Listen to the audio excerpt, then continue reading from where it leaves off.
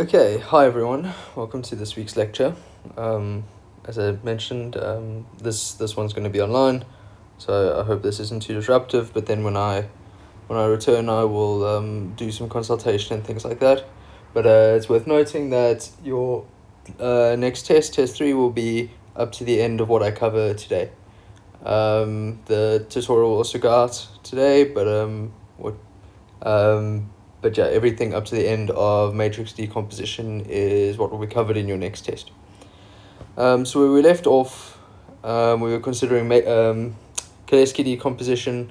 So we just finished going over kind of some of the motivation for eigen decomposition. We'll return to that in a second. But another useful decomposition, which kind of adds a useful perspective up front, is Kaleski decomposition. So Kaleski decomposition takes in a symmetric positive definite matrix A. So again, it only works on square matrices. They have to be symmetric, positive definite. But again, we know that those are properties that satisfy in data science covariance matrices. So this is still very applicable to our needs, and kind of this is why symmetric positive definite matrices tend to be kind of interesting structures that appear in a lot of data science problems. So given one of those matrices, we can factorize it into a product. Specifically, A, the original matrix, can be decomposed into a product between L and its own transpose. So what we're really trying to find here is just this L matrix. All right, the one version of it, we're going to multiply it by its own transpose at the end. So where L is a lower triangle matrix with positive definite elements. Okay, L is called the Kaleski factor of A, and L is unique. So ultimately, what we're doing is we're taking this original big matrix, splitting it into a lower triangular matrix. This has a lot of nice benefits. We know that things like the trace in a lower triangular matrix is just then the sum of the diagonals. For determinant, you just take the product of the diagonals. Eigen decomposition, you can read off from this. You can then read off maybe you can read off the eigenvalues. So getting a matrix into a lower or an upper triangular form affords us a lot of nice benefits downstream. Okay.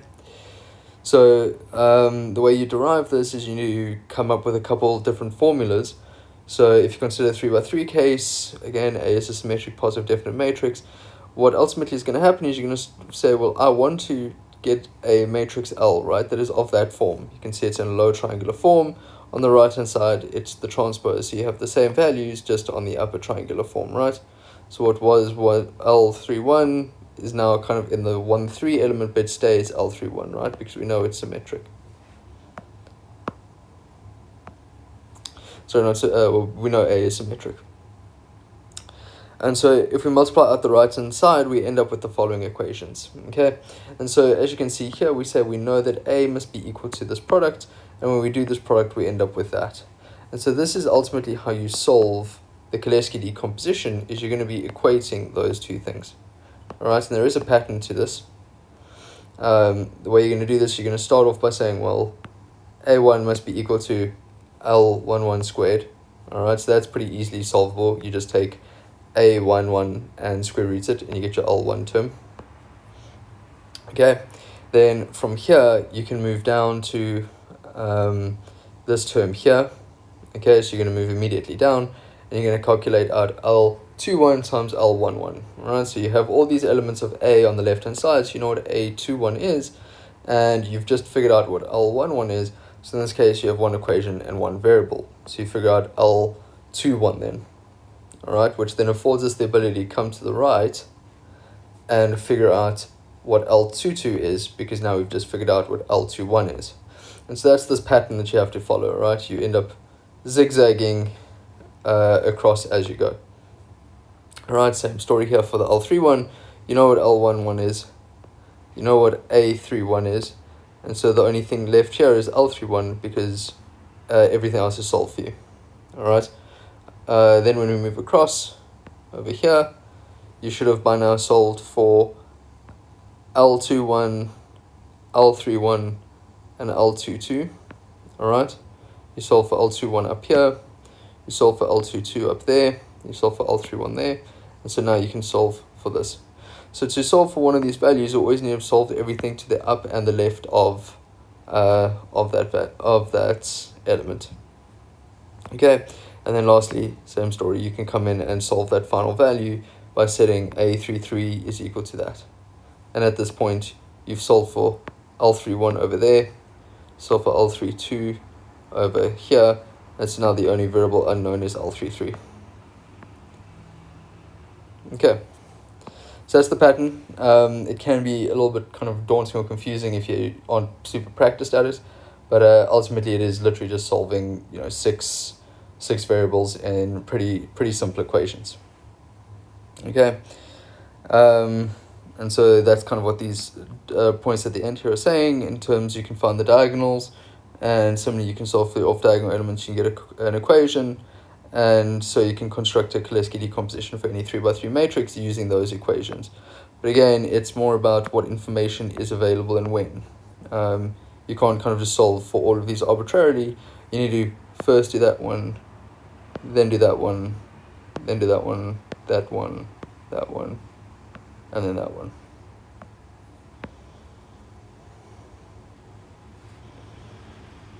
All right.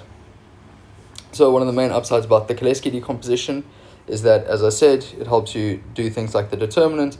So we know that for the determinant of a product of matrices, regardless of what they are, whether or not they match, determinant of A times B is the determinant of A times by the determinant of B. Come on.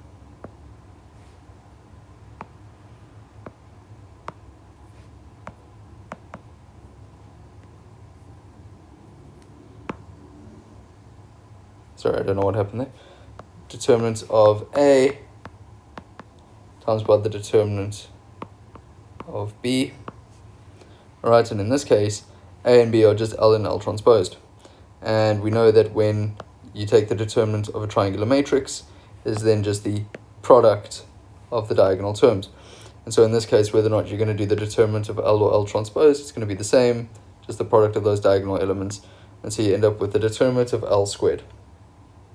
Okay, L is a triangular matrix. The determinant is simply the product of its diagonal entries. And so in this essence, if you can do the Cholesky decomposition, you can turn the determinant of A into just the product of the L squared elements of those two matrices, or of the one L matrix.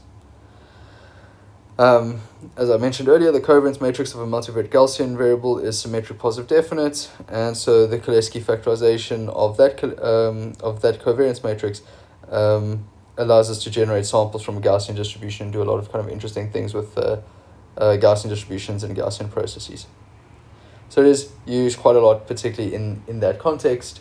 It can make things quite a bit more efficient. What is usually quite an inefficient thing, for example, getting the determinant of a covariance matrix that is in the determinant, or that is in the denominator to normalize a Gaussian, a multivariate Gaussian. It's like kind of in the equation for multivariate Gaussian is this giant determinant, and so that is computationally very intense. And so the fact that we can first use the Cholesky decomposition, which in itself is, you know, it is an algorithm to it, but it's an algorithmic chore and not like a memory chore or anything like that. So it's at least then makes these things solvable, which means you can then define a Gaussian distribution, which means you can then sample from that distribution. Okay, so that's Cholesky decomposition. It takes a little bit of practice. There is one in your tutorials that you should look at. The next thing is we're going to double back over eigen decomposition now, but start to take a little bit more of a look in terms of the interpretation. So to start off with, we consider diagonalization. So a matrix D is diagonal if it has values of 0 on all of its off-diagonal elements. So for example, this matrix D here, equation 29, it has the values C1 to Cn along its diagonals and zeros everywhere else. Diagonal matrices are great because they allow fast computation of determinants, powers, and inverse. And essentially what this is actually acting like is n, because we have an n by n here, in 1D systems. All right. Whenever you have matrix multiplication, we know that it's like a function that's being performed in n-dimensional space. But because those off-diagonal elements of 0, what that means is that there's no coupling between your dimensions. Whatever D is doing to your variables, it's doing it to them in isolation, treating them as 1D variables, rather than treating this as a whole big n-dimensional system. And as I mentioned briefly last week, I think that is the main benefit of eigen decomposition and single value decomposition, which we'll come to in a little bit, is the fact that it can take very complicated systems, these n by n systems that are really, really intense to work with, and turn them into something efficient like n 1D systems. You can diagonalize the problem. Okay, so specifically, if D is diagonal, then the determinant is the product of its diagonal elements. dk is given by each diagonal element raised to the power of k, and then d minus 1 is just the reciprocal of its diagonal elements if all of them are non-zero. Okay, so for example, dk is going to be d times d times d, k times. However, in this case, because it's diagonal elements, you're just going to say, well, what that actually turns out being is c1 times c1 times c1 on its own, and then cn times cn times cn on its own at the bottom there. And so you just raise each of these to the power individually. All right, again, there's no coupling between your systems, and so any operation that's done on the first dimension has nothing to do with the others. And so if I wanted to raise that first dimension to a power, I can just do it in isolation. Okay. Similarly then, the inverse, in that case, if I'm trying to get C1, C2, 0, 0, call that D, then in this case, D inverse is equal to 1 over C1, 0, 0, 1 over C2. Alright, so that's obviously not generally true. A lot of the times we have to do more than just flip the, take the reciprocal along the diagonal, but when we have a system that's already diagonalized, that is obviously the case. Alright. Cool, we will discuss how to transform matrices into diagonal form now. Okay, so a matrix is diagonalizable, and it has to be a square matrix in this case, if it is similar to a diagonal matrix. And again, so what we've spoken about before is this idea of a change of bases. And we said that two matrices are similar to each other if they perform the same computation just in two different bases, right? And so we said that if you had a basis B, and you could map to C with A, all right, with the mapping A, then if there was a change of basis in B tilde and C tilde, then there's a corresponding mapping in that basis, which is A tilde, right? In that case, if B and C are both the same dimension, then they are similar matrices. So now what this is saying is that A is diagonalizable if it is similar, if there is a change of basis that gets it to be a diagonal matrix. All right. It can be when we change the basis of the problem that we're working in, then the operation that it's performing is now a diagonal matrix. All right. Again, linking it to what I've been saying about kind of the complexity of these problems. If A is one n-dimensional system, then diagonalizable matrices, the problem or the A is diagonalizable if we can map it onto n one-dimensional systems. All right. And again, computationally, that saves us with things like determinants and inverses and, kind of doing dynamics and stuff like that. All right, specifically if there exists an invertible P such that the following holds true. So again, we know that in this case, P is going to be P and P inverse because we're keeping the dimensionality the same. All right, so in this case, we have P and P inverse being the change of basis matrices. All right.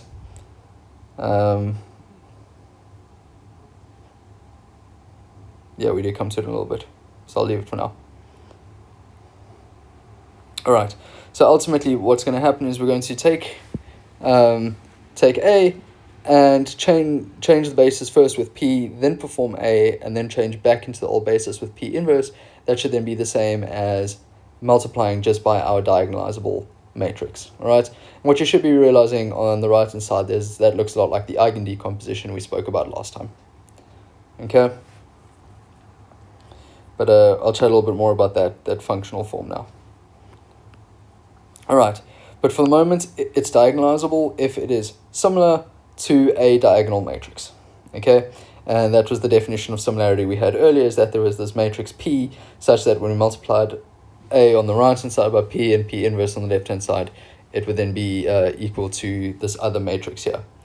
And in this case now, this other matrix needs to be diagonal. Okay, so we can actually get a constructive means of building P from A by considering the following setup. So let lambda 1 to lambda n be real values, and let P1 to Pn be n-dimensional vectors.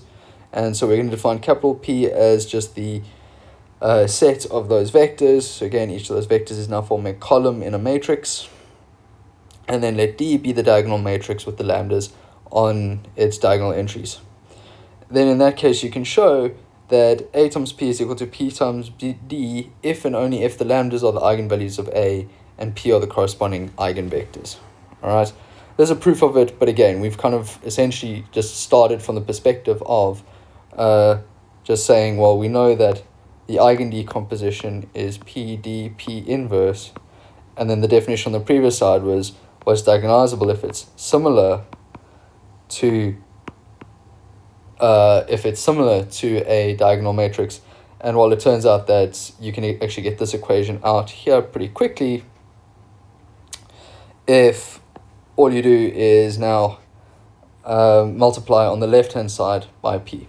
Alright, so you're going to come through here, multiply by P, and what you end up with in that case is PD is equal to AP, or AP equal to PD, to be exact to that. Alright, so ultimately it's three different ways of essentially writing kind of the same thing, right? We have our eigen decomposition at the top. We have our eigen decomposition equation up here. Then below that, it's the diagonalizability equation. And then if you just manipulate that halfway, you end up with the case that, well, the following must be true, because then from here, all you have to do is just multiply again on the right-hand side by P inverse, and you'll end up with the eigenvalue equation. Right. So it is like a subtle, or not even subtle, it's just a manipulation of the eigen decomposition equation. When you look at it, and that's kind of the grounding of that proof, is just to manipulate it and say, well, clearly you can see that this is now the eigen decomposition. All right. Okay, but you can see that the statement holds true as follows. We're going to take A times on the right-hand side by the P values, because the linearity of the matrix multiplication, you can just FOIL that multiplication by A in here. All right, and so you get A times all the P elements inside of the matrix. Similarly, we can deal with the left-hand side on its own. And so you have the P multiplied by all the lambdas, where the lambdas is now on the right. And so in this case, it just kind of works the same way as matrix multiplication, where you pair off all the scalar values. Okay, but because lambda is now sitting on the diagonals, they're only going to operate or kind of couple or work with their corresponding value. All right, so lambda 1 will only multiply with the elements of P1. Okay, similarly, lambda n will only multiply with the elements of Pn, and so you end up with a new matrix, which is just the bases vectors, or these P vectors stacked into the columns, multiplied by their corresponding scalar. All right, and then all we're going to do is say, well, those things need to be equal, somewhat by definition or by kind of assumption, and so you end up just saying that AP1 is equal to lambda 1 P1. Okay, and you do that for all of the P's, and so therefore the columns of P's must be the eigenvectors of A, because this is literally the definition of the eigenvector, right? Or of an eigenvalue and an eigenvector, right? It is literally a vector such that when I multiply it by the matrix A, it is the same as scaling in that direction. Okay, so as I was kind of pointing out on the previous slide, it does kind of fall out that this is almost, obviously an eigenvector. But it's nice to just check that and show that actually what we get out to is, you go from like the stacked linear algebra way of looking at it, I guess, or the matrix version of this. When you FOIL everything out, you get back to something that's really intuitive, and it kind of shows that each are an eigenvector in their own right. And that's kind of the whole point of the proof. If it's looking somewhat redundant, it's the fact that you show this individually for each of them. And again, this is the exact definition of an eigenvector. Eigenvector, when I multiply A by the vector, it's the same as just scaling in that direction of the vector. Okay, the definition of diagonalization used in this course requires that P is invertible. In other words, it needs to be a full rank system. So we have n linearly independent vectors, i.e. the PI's form a basis of Rn. Okay, I guess that there are some versions where perhaps you can slightly weaken that, but in our case, you want to have, another way of saying this is you want to have all your entries along this diagonal here. All right, that can't be a 0, for example.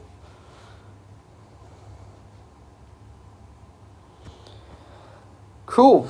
So eigendecomposition, A can be factored into the following equation. We covered this a little bit last time, where P is an n by n matrix and D is the diagonal matrix whose diagonal elements are the eigenvalues of A, if and only if the eigenvectors of A form a basis of Rn.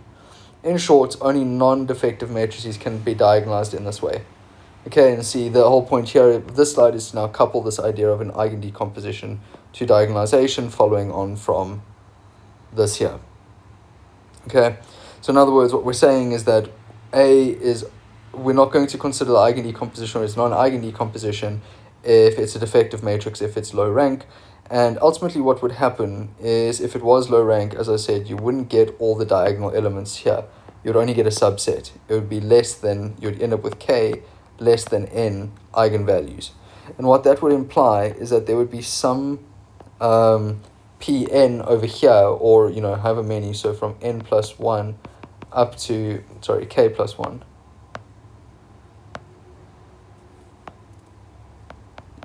There'd be some k plus 1 up to n of these p vectors, such that when you multiply by A over here, you get 0 there. And so you get 0 everywhere. And this is usually the time in class where I would awkwardly take a sip of water and ask you what this means. But in this case, you're safe from that, and what that means is that this would then be the null space. Maybe not P1, obviously, because P1 has to exist, but Pn would definitely then form part of the null space. Okay, it points in the direction, or one of the directions, where a multiplication by A will map to 0. Okay, that is literally the definition of the kernel or the null space of A. And again, someone asked in class, are those two the same things? They are the same things. Kernel and null space means the same thing. Null space just a little bit more literal in the sense that it maps to null, maps to 0. Any vector that lies in that space, when multiplied by A, goes to 0, goes to null. And you can see that fall out, obviously, in this case, if lambda n is not full rank, then if A is not full rank, then lambda n at least will be 0. You might get more 0 elements. All right, so that's that. And then what does remain, what has a constant or a non-zero eigenvalue, will be the column space that you're projecting onto. All right, it's ultimately giving you the image. Or a linear combination of those vectors would give you the image. Okay, I hope that's making sense. Again, if not, we can chat about it in a consultation or in the next lecture, but I think we've discussed the kernel and rank nullity theorem a lot in this course. And again, it's because I think that it all kind of does filter into these understandings of eigendecomposition. So in this case, we've assumed that it's full rank, essentially meaning that it's invertible, essentially meaning that it's invertible, so that we can get this P inverse here. And so in that case, it has no null space. All right. Cool. A symmetric matrix S can always be diagonalized. This is theorem 4.2.1. Okay, this follows from the spectral theorem. Specifically, the spectral theorem states that we can always find orthonormal basis of eigenvectors of Rn, okay, such that P is equal to P1 to Pn is an orthonormal basis. All right. So in this case, now note that what's happened is P is now transposed. Okay, and that's because we now have an orthonormal basis, and we know that if P is an orthonormal matrix or an orthogonal matrix, then its inverse is its own transpose. Okay, so that's the only tricky thing here. We covered the spectral theorem in recent weeks, that it says that for a symmetric matrix, its eigenvalues will always be not necessarily unique, but it's always going to exist. Okay, which means that when we have, let's say an algebraic multiplicity of 2, so let's say, lambda equals 1 had algebraic multiplicity of 2, you could then always go and find your eigenvectors might not necessarily start off orthogonal or normal, but we could always go and transform that using a Gram-Schmidt method into an orthonormal basis for that subspace, okay, for the subspace spanned where lambda is equal to 1. Okay, so in that case, the geometric multiplicity and the algebraic multiplicity will always be equal. Okay, so that's kind of the key point here, is that for a symmetric matrix, you can always get an orthonormal basis of Rn, all right? And so as a result, we can always get this into a form where the inverse of P is its own transpose, which, as you can imagine, makes things extremely efficient. And again, we know that our covariance matrix for a Gaussian and kind of in general data science, covariance matrix is a symmetric matrix. So this is really, really useful property. Again, this is the kind of thing and the kind of insight where if you're dealing with tons and tons of data and, you are on a deadline at work or whatever, and you're trying to invert a matrix when you could be transposing it, it's going to make a difference, right? And like NumPy, if you're doing a decomposition of something, that's just going to go np.linalg linalg.eig. You're going to throw an A, and it's just going to spit out your diagonal elements and P. Right, and I'm writing a little d because it doesn't come out in a diagonal matrix, it comes out as a vector. Alright, ignore this dot here, by the way. But on top of that, there's another version of this. So firstly, in this case, if you wanted to then get the diagonal elements or diagonalize it or whatever, you could just take D, but if you ever wanted to then use P, you would then be doing a P inverse, when potentially you could do a Gram-Schmidt, knowing that A is a symmetric matrix. You then know that Gram-Schmidt might be a useful thing, all right, where you get like a P tilde and then transpose it. But on top of that, a symmetric matrix that has a slightly more general version of things that is called a Hermitian matrix. Okay, and it is way, way, way more efficient if you're going to tell NumPy that what you're passing it is a Hermitian matrix. Again, for reasons like the Cholesky decomposition.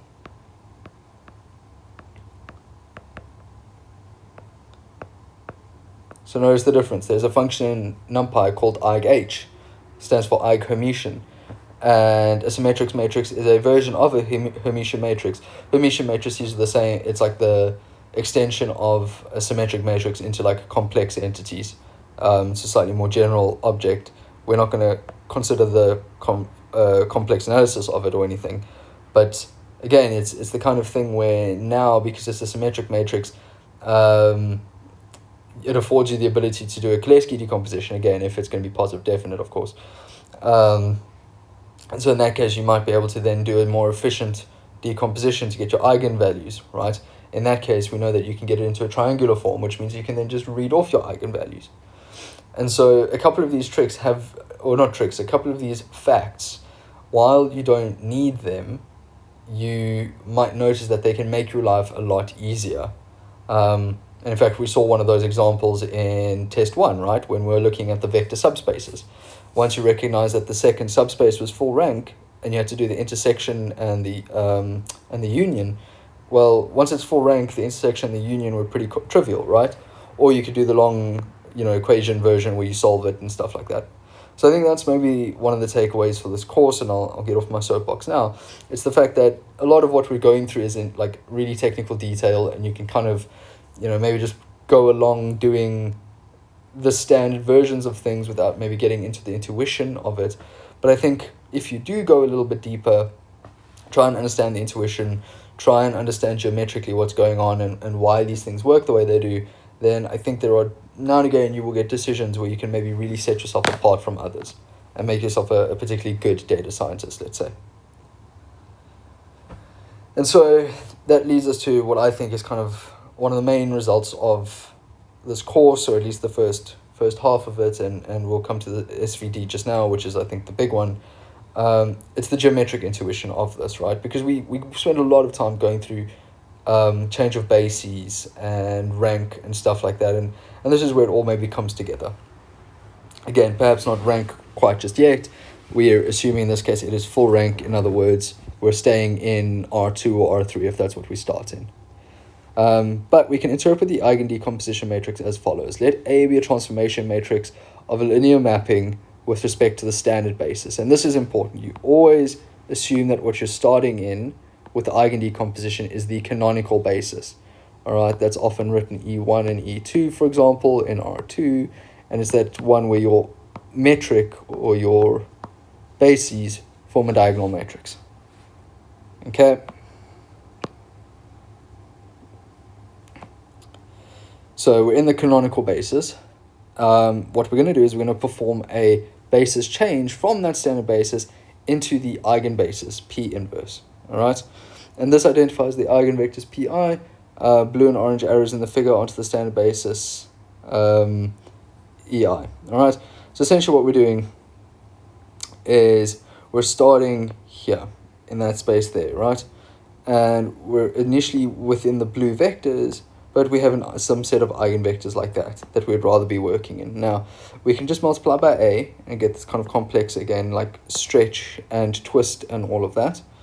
Or what we can do is instead consider it as this change of basis.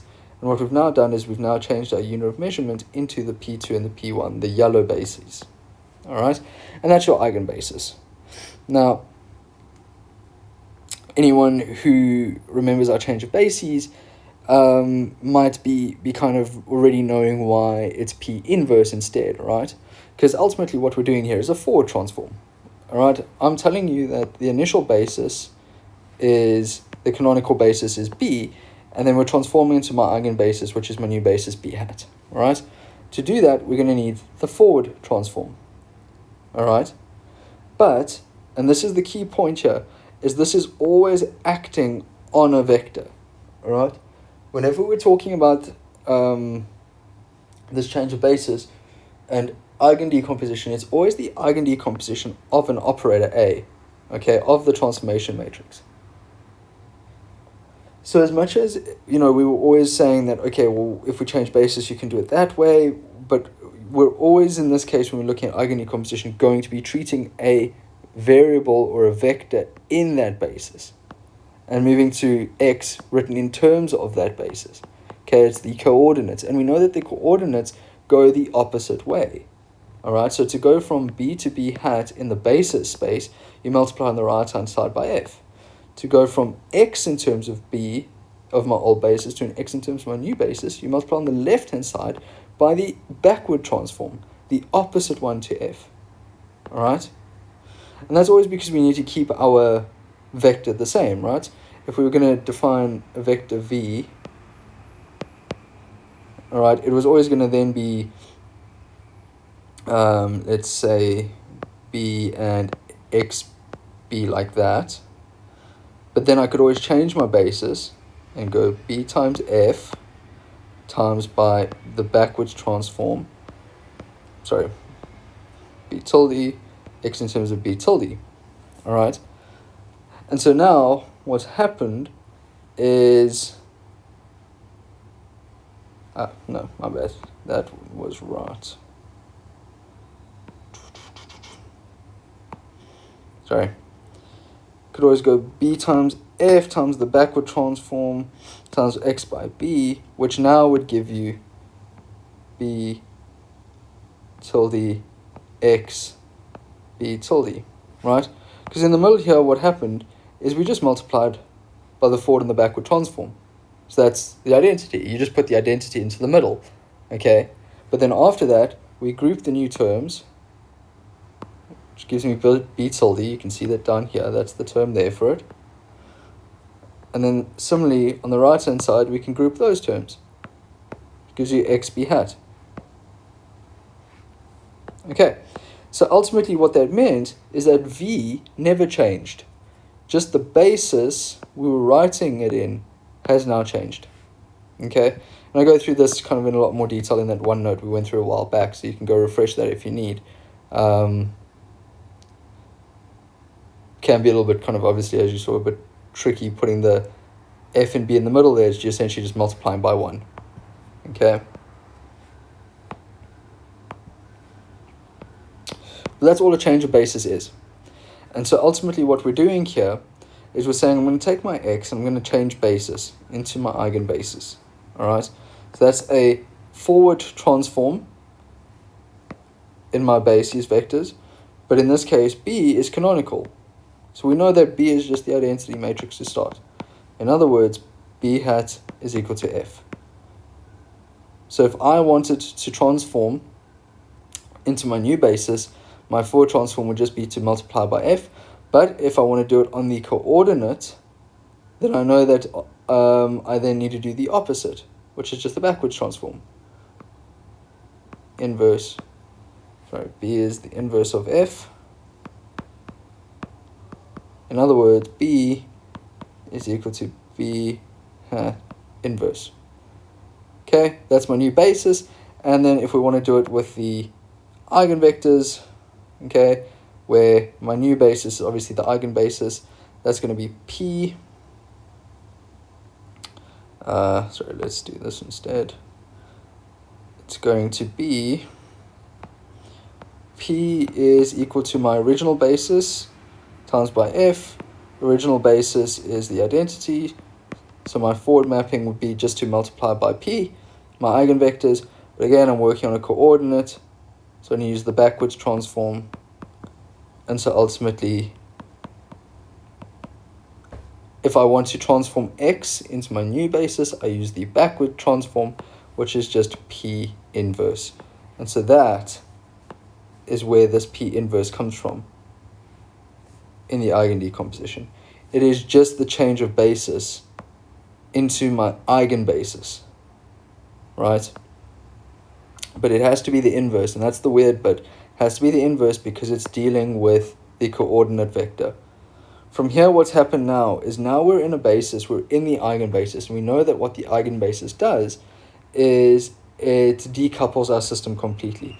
In other words, the mapping that is similar to A, similar to this really complicated twisting of our space, is now a diagonal matrix. We have taken one n-dimensional system and we've converted it into n one-dimensional systems.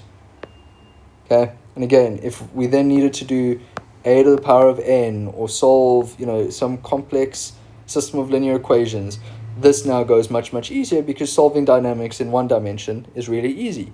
Solving coupled dynamical equations is really, really hard. Okay, and so this is one of the biggest use cases for this. And in fact, you can do a lot of cool analysis of linear neural networks and neural networks without activation functions by using this trick, or at least the singular value decomposition version of this. But that is ideally, or like the whole merit of the system here, is that all I did was a change of basis onto my eigenbasis, inverse because I'm dealing with the coordinates, and I'm now working in a space where the similar transformation to A is completely decoupled. And so all I did is now just stretch along those axes. Okay? And then now I need to map out of it. So this would be the backwards transform. But I'm working on the coordinate, so I'm going to use the forward transform. And we know that we derived earlier that the forward transform is just multiplying by my eigenbasis. It's just multiplying by P. And so what we've done is we've converted our big long mapping into 3 separate ones, but have much more meaning to it, much more interpretable. The mapping onto a decoupled system, the actual running through of the dynamics of the transformation in that decoupled system, and then the rotation back out. Not necessarily rotation because A isn't a unit, or it's not an orthonormal basis yet. But you get what I'm saying. It's then just that change of basis back. And to me, this is the highlight, one of the highlights of the course, is because if you understand this, you understand almost all of what we've done. You understand change of bases, you understand kind of why they matter, you understand rank, you understand nullity, you understand why D needs to be preserving the rank in this case. You can see that this is going from a 2D to a 2D system. And so I think this is really important. And so you can then, and essentially that's what the rest of these slides say, so we can interpret the eigendecomposition of a matrix as following steps. Then the diagonal matrix D scales the vectors along these axes. So all this says up here is that you're converting onto the P basis. I did read that earlier. Then you multiply by the diagonal D's. You scale your vectors along these axes, and then finally P transforms these scaled vectors back into the standard canonical basis. You go back into the original one.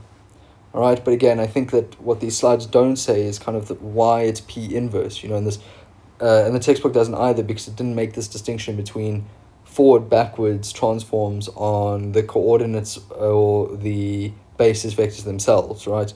That's the thing, something that kind of we've gone through in this course in a lot more detail. And so that's why, it's a negative or an inverse, in the equation itself. Okay, and so we can find a matrix power for a matrix A via the eigendecomposition if it exists, for example. So in this case, if you want to do A to the power of K, then what that really is P times D times P inverse to the power of K. And so if you write this out, what you're going to end up with is a whole bunch of P inverses and P's sitting next to each other. They're all going to cancel, and so you're going to end up with D to the power of K multiplied by the two eigenvectors. And again, because once you've changed bases into this new decoupled system, there's no need to do multiple basis changes. You're already working in that basis. You just do the similar transformation to A as many times as you wanted to apply it, and then you just rotate back out. Sorry, I did that in the wrong order. You change basis, multiply the similar transformation as many times as you want, and then just change basis back out into the canonical basis. Okay, and so computing dk is efficient because we can now apply this operation individually to any diagonal, or to all of the diagonal elements. All right, it's not super efficient in the sense that you have to solve the eigendecomposition, but again, that becomes an algorithmic task. It's not, actually multiplying out a matrix over and over and over and having to hold like n by n or 2n by n elements in memory. That gets inefficient. It is, it does kind of depend to a degree on how many you're obviously storing the eigenvectors and all that. So the efficiency of this is still not, it's still hard. Let me put it this way, it's not going to be an easy thing. Solving eigendecomposition is not efficient, but, again, it gives us another tool in our toolkit that is slightly better than just multiplying by A over and over and over. All right. Okay, and so similarly, assuming that the eigendecomposition exists, then you can also get the inverse, or the determinant. So, for example, here in this case, determinant of A, you just substitute in the eigendecomposition, and we know that the determinant of, A, B, C, you can then just split that up into the determinant of A times the determinant of B, and so on. All right, I won't write out the full thing. So you write all that out, and then in that case, we know that the determinant of the inverse is equal to 1 over the determinant of the original matrix, okay? And so we apply that here. In this case, the determinant of P inverse is equal to 1 over the determinant of P, which means that is going to cancel out with that, and what we're left with is just the determinant of D, which is a diagonal matrix. And so there we just take the product of its diagonal elements. That's really efficient. Assuming, again, taking the determinant of P, if it's not orthonormal, that's not going to be always super easy, but still gives us a method to go forward. Similarly, the last thing that isn't shown here is that you can then also do something like invert A using this. So in this case, then you would just go 1 over D, would invert the matrix. So there's a lot you can do. I'll write that out. So A inverse is equal to P 1 over D P inverse. Okay, such that when you go A inverse, it'll be P D P inverse P 1 over D P inverse. Those two will cancel. And what you're left with is P inverse, which is the identity matrix. All right. It's not shown, but again, it helps you invert matrices if you can get the eigendecomposition as well. It does require square matrices, however, and so the next thing I'm going to do is move on to a more general version of this in a second. I will also come back and look at this example. I do just want to move on quickly to the singular value decomposition bit. Just give me 2 seconds. I need to blow my nose and don't know how to pause this.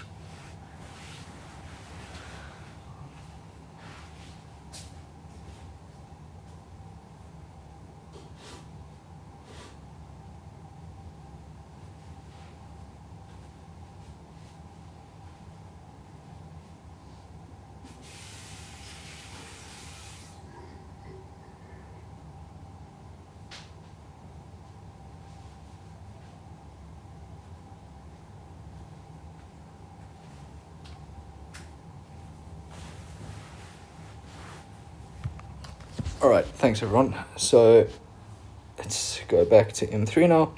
So this is the last set of slides. And so matrix decomposition part 3 of 3. I kind of also, maybe this is a good point to note that I'm aware that we're falling somewhat behind on the schedule. On the schedule it just says matrix decomposition part 2 of 2. So usually what happens is I work a little bit quicker through matrix decomposition. But obviously in previous years I've never done tests in class kind of like in the fashion we've had. So I kind of suspected we would lose a little bit more time than by doing it this way. But admittedly, I think we also gain because we don't lose entire weeks, you know what I mean? So usually around about now, we would lose 2 lectures in block 2 to class tests. So then we're going to catch it up. We also, have that week at the end that I left for catch up if needed. So I'm certainly not worried about the rush or anything. It's just worth saying that like we are maybe a week behind what was written on the original schedule in terms of lecture material. With that said, this will be used only in a test in about a week and a half from when you get it. So I think it's all right. Anyway, let's push forward. So we're going to now look at the singular value decomposition. I'm going to go fairly quickly through it because I think a lot of the conclusions are the same as eigen decomposition. So the singular value decomposition of a matrix is a central matrix decomposition method in linear algebra. It has been referred to as the fundamental theorem of linear algebra. It can be applied to all matrices, even non-square ones. And it is always possible to get this decomposition. So this really is what is kind of like a cool thing to have because it's always possible. It's not square like the eigen decomposition needs to be. And that linear neural network analysis I referred to earlier uses the SVD of those neural networks to kind of do some cool analysis. So the SVD theorem, the singular value decomposition theorem, let A be an m by n matrix. So again, a rectangular matrix of rank R, where the rank now is the min between m and n. Okay, so minimum between the number of rows and the number of columns. The SVD of A is a decomposition of the form V transposed times by sigma times by U. All right, V transpose is a rotation, sigma is a stretch, U is a rotation. Okay, U, the left matrix, will be a square matrix. Matching the dimensionality of A's left number of rows. All right, so it's left dimension. V is going to be another square matrix matching the dimension of the right-hand side. So it'll be an n by n in this case. So you can see that these two dimensions now do not match. Okay, so U is going to be an orthogonal matrix. So again, its columns are orthogonal to each other and they're unitary as well. Okay, so they have a norm of 1. And we'll let those column vectors be ui to where I goes from 1 to m. Similarly, V, it's also an orthogonal matrix. In other words, its columns are orthonormal to each other with column vectors Vj. And then lastly, sigma will be an m by n matrix. So in that case, it will match the dimensionality of the original matrix. But importantly, it only has diagonal elements. Okay, so any off-diagonal element will be 0. And only the elements that lie along the diagonal will be greater than 0. Could still be equal to 0. Alright? And again, if they're equal to 0, that would correspond to A having something like a null space. Alright, there are a couple of important additional conventions and terminologies with the SVD. Specifically, the diagonal elements are called the singular values. Okay, so this is singular value decomposition. the diagonal elements in the sigma are the singular values. In the same way, we get eigenvalues. The vectors ui are called the left singular vectors, again, because they're coming on the left. And then the vj's are the right singular vectors coming on the right. As always, note the transpose there. I can imagine that most of you are trying to think around the change of bases that might be causing that to come up. Okay, and then lastly, and this one's important, by convention, we always order the singular values so that the sigma 1 is always the largest singular value, and it goes into descending order. All right. And so we end up with the same change of basis analysis or kind of intuition we had for eigendecomposition, with the small change being the fact that now we can move from a 2D space into a 3D space. All right. We can change the dimensionality of the problem. Similarly, we could have gone into a smaller space, in which case we would have had a null space. So the first thing to note is that when we're applying A, this is the same as going A times X, all right, over here. And we could just do that. We could just multiply A by X and do the whole operation 1. Or we could decompose it. We can change it into a change of basis into our new space here. Note that I crossed out these. They were using E1 and E2, and again, I reserve that for canonical basis. And in my mind, that would be these vectors here, right? We always start in the canonical basis. That's an assumption of eigendecomposition. It's an assumption here of SVD. You're always going to assume that X is starting in terms of the canonical basis. Okay, so then we're going to do the change of basis into the space defined by your right singular vectors. Okay. And for the same reasons as last time, we know that we're mapping into our new basis. Okay, so the basis defined by our right singular vectors. Okay, so we're going to need a forward transform the same as... it's on the different set of slides. I'm just going to do it here. So we're going to need the forward transform B of F. Okay, but we know that B over there is the identity matrix. And so then our forward transform is just V. All right, but we're working on coordinates. So we need the backwards transform, inverse of F. And so ultimately, we end up with V inverse. But we have one new bit of information. That's where we got up to on the eigendecomposition. But now we know that V is an orthogonal matrix, which means V inverse is equal to V transposed, which is why it's there. All right, same exact intuition for why we had the inverse in the eigendecomposition. We now have our backward transform is V transposed. And so that's what we're doing there, changing basis into our singular vector basis. Then we're doing the equivalent transformation, all right? It's now no longer a similar transformation. Similar transformations only work with, it's a specific definition to square matrices. We now have the equivalent transformation going from 2D to 3D as applying A, all right? But now we're in the singular vector basis. And so what sigma has done is it's now taken us from this basis in terms of V and written us in a basis in terms of U, the left singular vector basis. Okay? And then ultimately, if you want to go back, we need the backwards transform, but we're working on the coordinates, so we're going to use the forward transform for this new space. Okay? And so in the tests that you've done, where you kind of see that there are, tutorials and stuff, where there are these equivalent mappings between the two bases.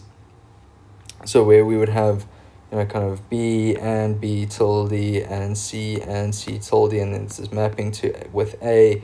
What is the equivalent mapping in A tilde? That's the exact same thing, right? Except now the C's correspond to the U space, and the B's correspond to the V space. And B and C are the identity matrices in those respective spaces. Okay? So that's the whole point, is that kind of where there is a change of dimensionality here, but that's the only kind of complexity change from the eigendecomposition. But that now makes it equivalent mappings. Okay.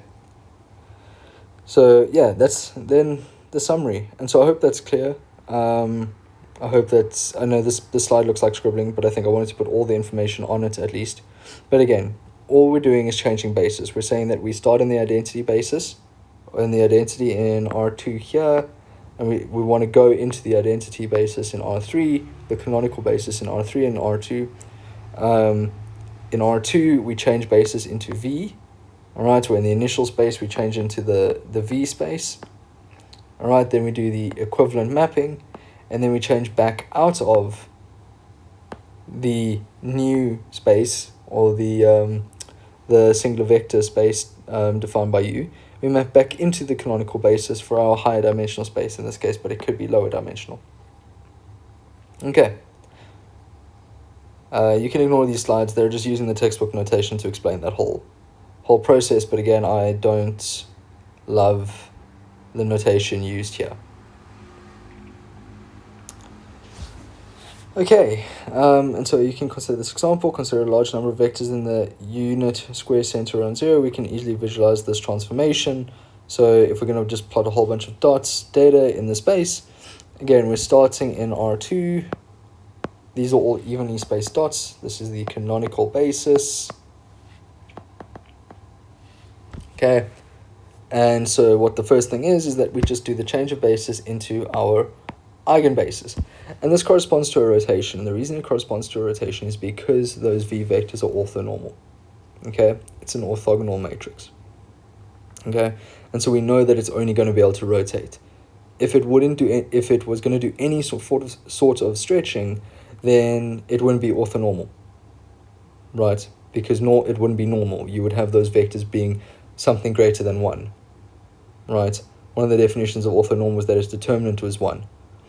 And so there's no stretching in this case. So the only thing it can do is just be moving these dots around, which gives it a rotation. Okay? It's not exactly a rotation matrix either in terms of sigma and cosine and all that, or sine, it's not sigma, sine and cosine and all that, but it's kind of this mapping onto a non-stretched space, just a new set of vectors pointing in that space. All right, and those vectors are also going to be orthogonal. Then we're going to project up into our higher dimensional space. All right, and this mapping here is the similar projection to what would happen over there. Sorry, not similar, equivalent transformation to what would happen over here, except now it's in our V and U bases, rather than canonical for R2 and canonical for R3. Okay? And then lastly, over here, we're just mapping back into canonical basis of R3. One thing to note is that what hasn't happened in this mapping is we haven't increased the dimensionality of the data. All right? It started in R2, and so it's still going to be in a two-dimensional plane. It's now just embedded in R3, right? You cannot increase the dimensionality of data by multiplying it by a higher rank matrix. Sorry, something's going on outside the window. You cannot increase the dimensionality of the data by multiplying by a higher rank matrix. All right, so once your data is in R2, it's always going to be two-dimensional data, but you can embed it in higher dimensions. And that ends up being really useful in a lot of like downstream applications and stuff like that. All right. Cool. As you can then imagine, the SVD and the eigen decomposition are equivalent for SDP matrices. Alright, so there's a direct relationship between the SVD and the eigen decomposition. So let S be a symmetric positive definite SPD matrix. And then in that case, you have that S is equal to P times D times P inverse. Okay, but we know that because it's symmetric positive definite, you can make that inverse, that P can become orthonormal, in which case you now wind up with a single value decomposition where the U and V vectors are the same. Alright, in that case, eigen decomposition and the SVD are actually the same thing for symmetric positive definite matrices.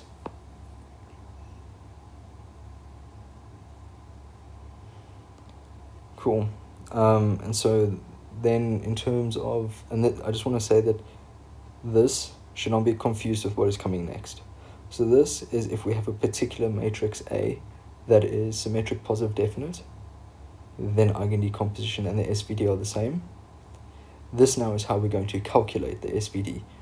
And there's a difference here, because ultimately in this case, it doesn't have to be square, all right? But we are going to use the eigendecomposition to do this. Okay, so kind of put what is on this side, put it aside, and understand that this is only for symmetric positive definite matrices. Eigendecomposition and SVD are the same. If you just want to calculate the SVD, then what we're going to do is you're going to take A and multiply it with itself to get a square matrix, which you can then do eigendecomposition on.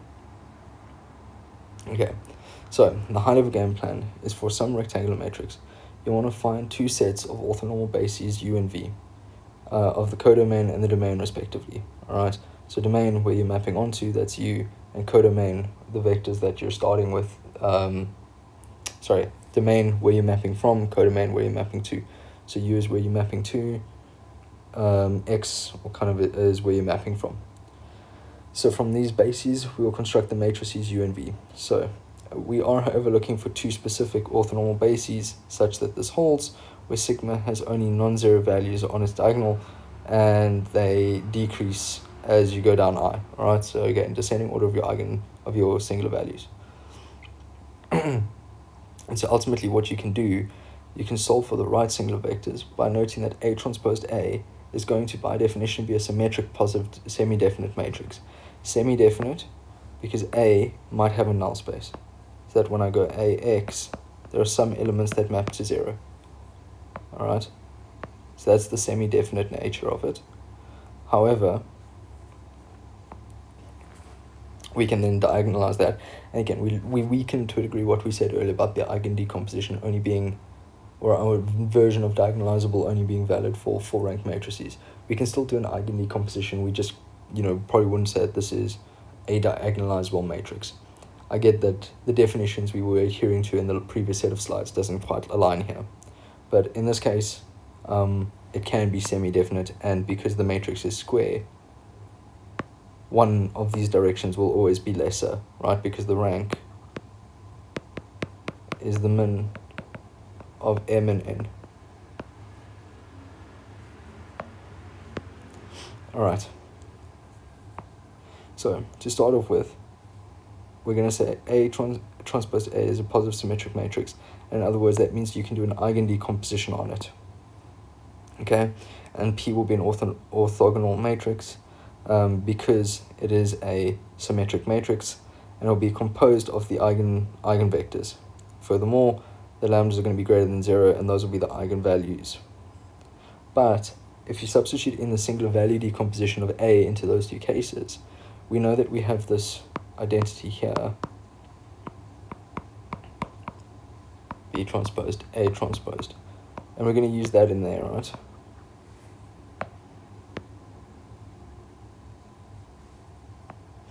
And so ultimately what you end up getting is U transposed U in the middle there, which is an identity matrix, because U is by definition an orthogonal matrix. And so you're going to end up with sigma transpose sigma, but sigma is diagonal. In other words, it's equal to its own transpose. And so you end up with V on either side, which are now the eigenvectors of this computation. And then in the middle, you have the square of your singular values. But when you do the eigendecomposition, you will get you will get eigenvalues. And so in this case, if you are solving this way, where you go A transposed A, the eigenvalues will now be the square of your singular values. Okay, so again, this is why I want to keep that distinction from earlier different. If A itself is a symmetric positive definite matrix, then the two different decompositions are the same. If, however, you're going this route of solving the singular value decomposition by saying A transposed A, then you'll now have your eigenvalues being the square of your singular values. And so if you wanted to get out your singular values, which is ultimately what you want, you're going to have to say this.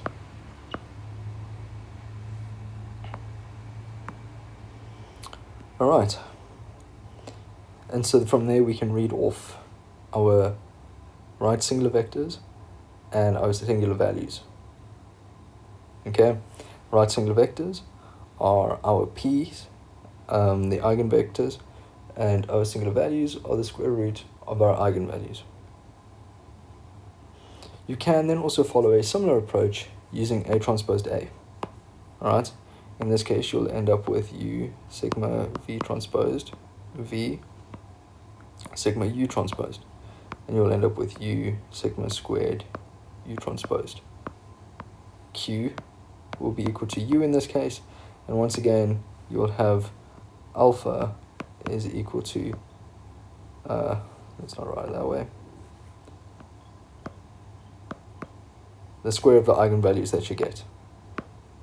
Let's use lambda for consistency. Alright, so you can go about it the same way. Alright, but there is also, and that's just showing you this fact here, but there is also a quicker way. And so you can recall that a matrix A and its transpose possess the same eigenvalues, and this means that A transposed, and A transposed A have the same eigenvalues. Alright, this is true by definition. Okay, because this is just the transpose of that. Okay, and so this means that the non-zero entries of the sigma matrices in SVD for both cases have to be the same. Alright, and if you do this method appropriately, this will always be true. Whether or not you do this method or this method, you will get back to the same lambda values. Sorry, you'll get back to the same sigma values. Okay, your singular values. And so now in principle we already have our diagonalization. It just requires a little bit more computation to get there. So ultimately what we're doing is we're deconstructing A into U sigma and V transposed. Alright? From here it follows that you can just multiply by V on both sides. That'll cancel and you'll end up with AV there. This means that ultimately this holds for each of the singular vectors individually. And so because this is a scalar, you can just divide by it. And so because we know that those sigmas are always going to be shared, regardless of whether or not we're solving for V or U, we know that we will always get the same sigmas, which means that we can actually just solve this equation instead to get the corresponding UIs for each VI and sigma and singular value. Okay, and so it's not clear from this that these UIs will be orthogonal, but we can show that now. Alright. So just to note, what we're going to show is that the two vectors AVI and AVJ, so VI and VJ are orthogonal to begin with, right, by definition, but now we need to prove that after we map with A, they're both orthogonal. Reason being is that that's what's going on in there. Alright, so this is just a scalar, so that can't make it not orthogonal. So we just need to show that any two AVIs are going to stay orthogonal. Okay, and so let's just write that out then. We know that the dot product between those two vectors will tell us whether or not they're orthogonal. Once again, using this transpose method where we reverse the order, transpose each of the elements, and then here we get to A transposed A. Alright? And so we know that when we multiply A transposed A by VJ, that is actually its eigenvector. Okay? And so that is going to be the same as just multiplying by a scalar of VJ. Alright, so you can see a VJ is an eigenvector of A transposed A. Okay? So that's just using the definition of the eigenvector. And from there, you can just pull out the scalar out front, which means that we now get Vi times Vj, and by assumption, those are orthogonal, so you get back to 0. In other words, AVI and AVJ will stay orthogonal. Okay? Similarly, now we're going to prove that they stay orthonormal. Okay? So normal. So we can replace the AV1 with AVR with the corresponding U's to then give an orthonormal basis, since if we're looking at the norm of the UI and we substitute in the equation we were solving for that, okay, we know that we can always substitute out a scalar from a norm equation as long as we take the absolute values. And then in this case, we're now taking the norm of AVI. And it's the same kind of process we followed on the previous slide here. We just have VI and VI over there, right? And so now we end up with A transpose A in the middle times by VI, which again, by the definition of our eigendecomposition, is the same as just scaling by lambda I times by VI. So in that case, we now end up with that. We pull out the lambda I from the square root, and we end up with the norm equation of VI. And we know that the square root of the lambda i's of our eigenvectors for A transpose A is going to be the same as our singular values. And so this just evaluates to 1. And we end up with 1 times 1, which gives us 1. In other words, we know that the U's will now also stay unit norm. And so that means that we can now have a basis for our new space, which is the U's. Okay, so this is just to prove that this method is still appropriate for getting us orthonormal U vectors. So there are a couple cases to consider. So if n is less than m and you have more rows than columns, then equation 25 only holds for the first I up to n and does not say anything about the I is greater than n. However, we know by construction that they're orthonormal. Conversely, if m is less than n, it'll only hold for the first up to m. And so in this case, that doesn't really matter though, because we know that we're only going to get as many singular values that are non-zero. So those vectors will be orthogonal, but they will correspond to 0 singular values. And so they're actually not going to correspond to our mapping by A. Okay, so for I greater than m, you then have everything else by that mapping will go to 0. You will essentially have a null space. Okay, but we still know that the VI's form an orthonormal basis by definition or kind of by construction. There is an example then of the SVD.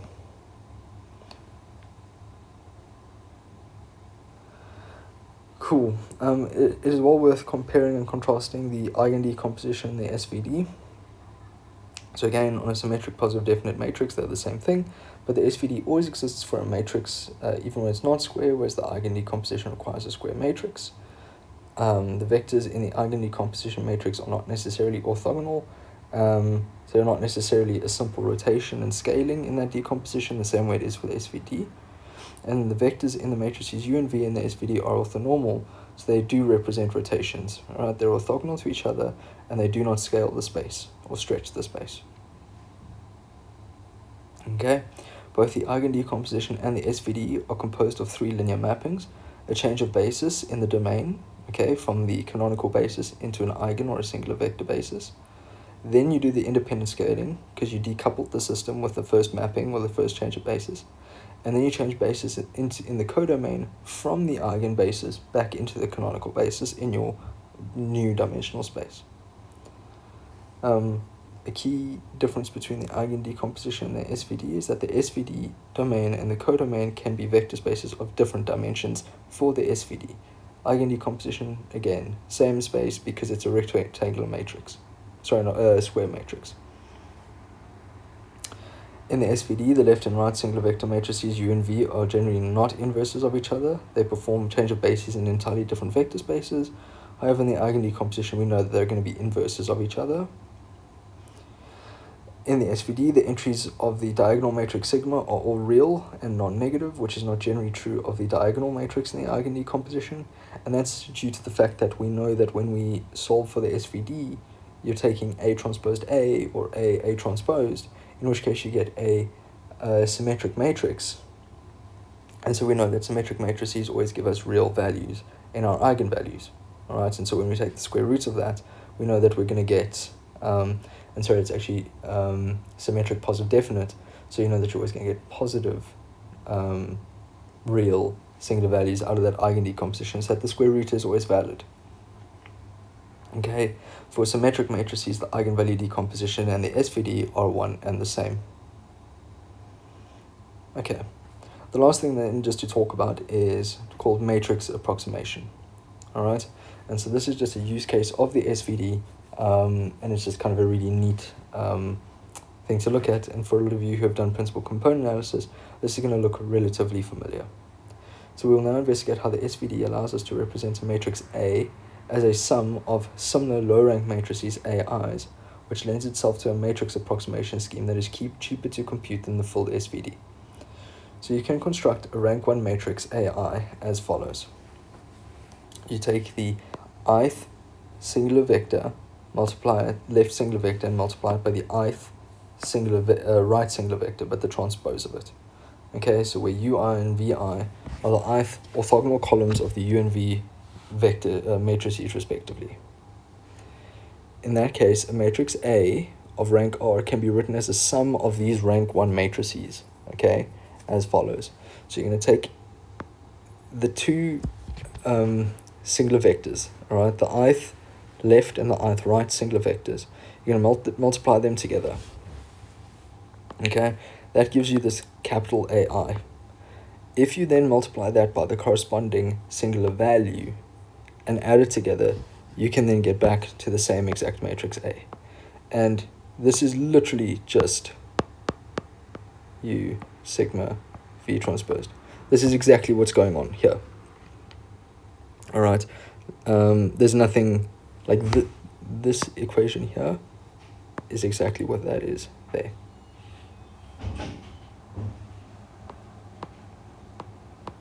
All right. So this isn't kind of unfamiliar or anything like that. It's just the summation way of writing out the singular value decomposition, where the number of singular values you get is determined by the rank of the matrix.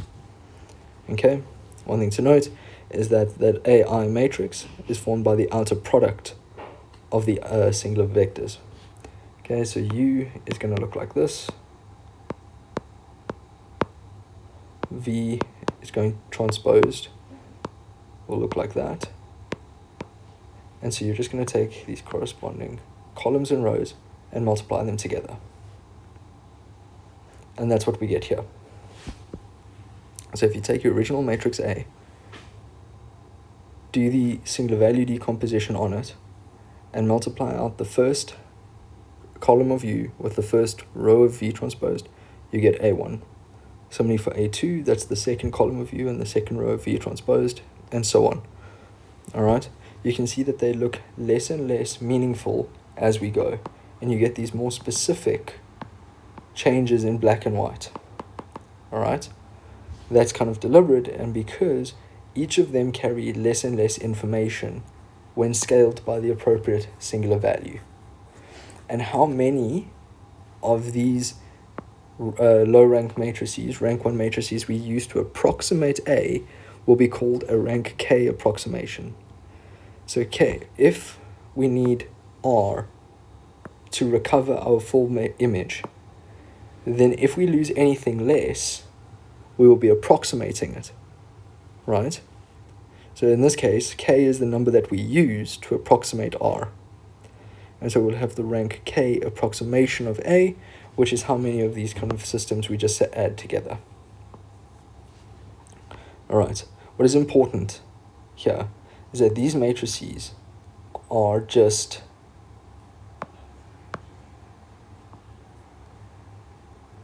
UI times VI transposed. That's the notation of this. But when we want to approximate the original image, we must multiply by the singular value. All right, this is an easy mistake to make. A lot of the times people just add up the AIs. No, you need to add up AI multiplied by its corresponding singular value. And when we do that, and you add more and more of these singular values, you get closer and closer to the original image. When you use one of them, it looks like a bit of a mess. 2, you can start to see structure. Up to 5, you now start to realize, like, hey, that actually looks like the original image to a degree, just maybe a bit blurry. And that bit blurry is coming from the fact that those are the bits of information that are less prevalent in the image as determined by the singular value. That is the more specific information. And you can actually use this to quantify how close your approximation is to the original. All you need is a distance metric. And in our case, we're going to use a full matrix norm. There exists a couple, but the main one that we can use is called the spectral norm. So spectral norm of a matrix is defined as follows. What you're going to do is you're going to say that there is some x in n dimensions and it's not the zero vector. The spectral norm of A is defined when you take A times by x, measure its norm, divide by the original norm of x, and then what you want to do is you want to maximize x.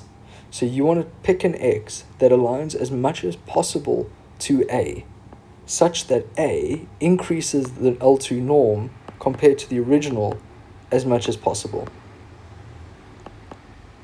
Now, based on what we know about null spaces, the one that would minimize this would be to pick x that's in the null space of A, right? Because then that would become 0. And then we get the norm of 0, which is obviously 0. But the one that maximizes it is going to be the one that fully aligns to our singular vector, our first singular value, such that it's lambda 1 times x. Because we know that let me use sigma and not lambda so that we're consistent. It's the first singular value, because we know that they're ordered. We know that sigma 1 is this largest stretch. So we're going to make x point in the direction such that this is true. In other words, we are going to make x equal to v1. We're going to make it extract that first singular value. All right, and this is important. That is what this max of x is doing out front here. It's saying pick x that it aligns as much as possible to the max direction of stretch of A. All right, and as a result, theorem 4.2.4 says that it's actually just going to be sigma 1. It's going to just be the value of our top singular value.